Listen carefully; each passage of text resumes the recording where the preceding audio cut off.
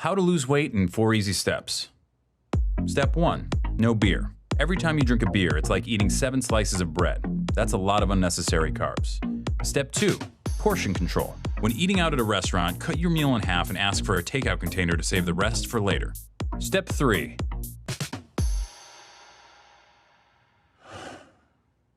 have your heart broken. And not just broken, but shattered by a girl who never loved you and never will. Try to get your shit together and join a gym. Start going to the gym regularly, and even though you don't know that much about exercise and you're way too weak to do pretty much anything but lift 5-pound weights with the old people, do it until your sweat makes a puddle on the floor. Then go home and go to bed, and the next day do it again, and then again, and then again. Then go to work and listen to stories of your ex-girlfriend fucking around with gross and terrible people. Stories from your coworker friends who think they're doing you a favor. Pretend that it doesn't bother you. Pretend that being forced to see your ex at work every day isn't fucking killing you. Pretend that everything's fine. Go to the gym and make more puddles of sweat. Buy books. Learn about different muscle groups and how they work together. Plan out your week of meals. Try to forget her. Back to the gym, more puddles of sweat. You're a piece of shit. You are a piece of shit. You are a piece of shit. After the gym one night, go all the way up to the top of the parking garage and walk all the way to the back. Look out at the lights of the skyscrapers of downtown and think about how every single one of those office lights represents a person. Try to imagine how they feel, what they're doing. Then realize that most of those lights are probably shining into offices with no one in them. Realize you're alone, that you're staring at no one. Become cripplingly depressed and try to locate your car.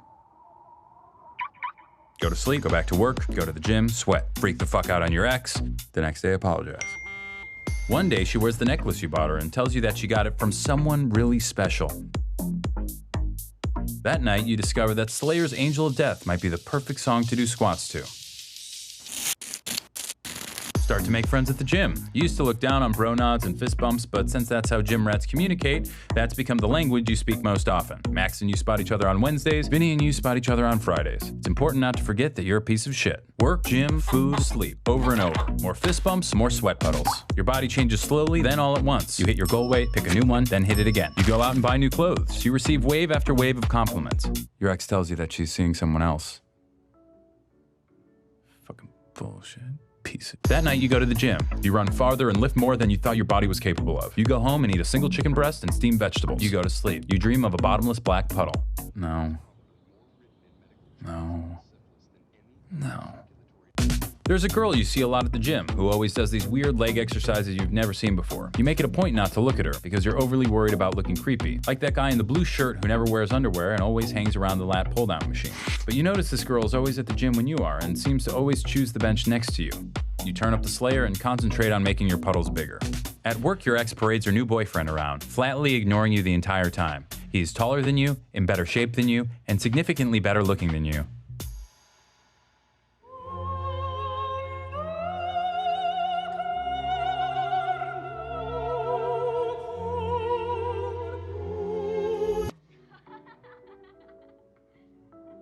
Fucking bullshit.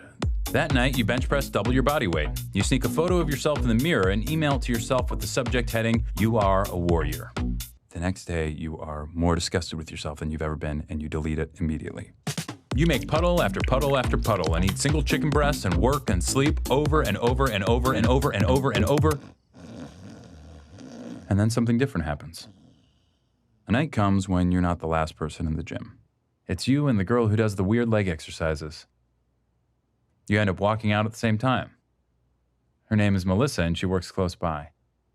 She asks you out to dinner on Friday, promising it'll be healthy. The leg exercises are pivoting curtsy lunges.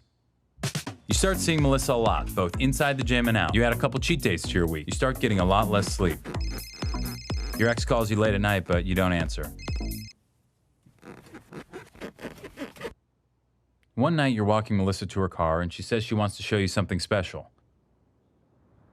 You both stand there in the dark, looking out over the lights of downtown. "Isn't it pretty?" she says, "with all those lights?" You tell her that you think it is, but it also makes you feel sad. All those lights mean nothing. They're just shining into cold, lonely offices with nobody in them. But Melissa tells you that each light is an empty office, but they're only empty because the people have all gone home for the day. Each one's a person who's at home, happy with the one they love.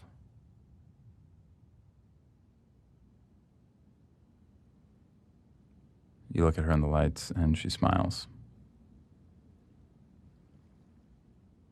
Something in your chest expands.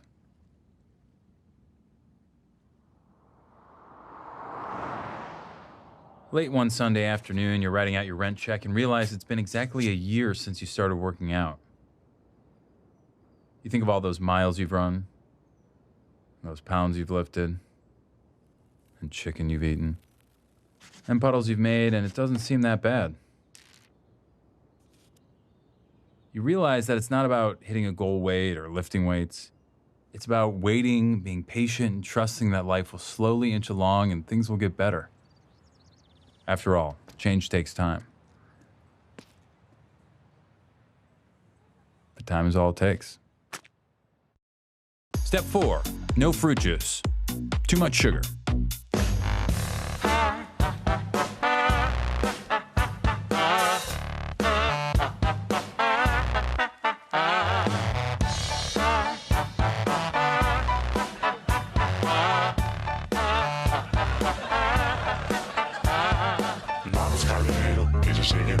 Cuida bien tu planta, crea con esmero, enciende tu pipa, dale más tu tripa, acrecienta tu conciencia, fuma tu plantita.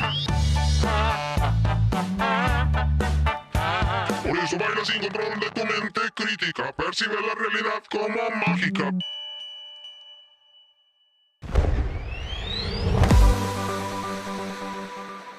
Check out Jash on Go90 for more videos.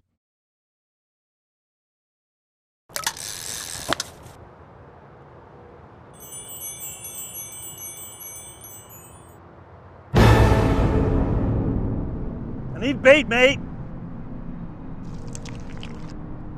Gross. Do you have to sit so close to me? Gonna spook my crappies. A lot of poo-poo in my crappies.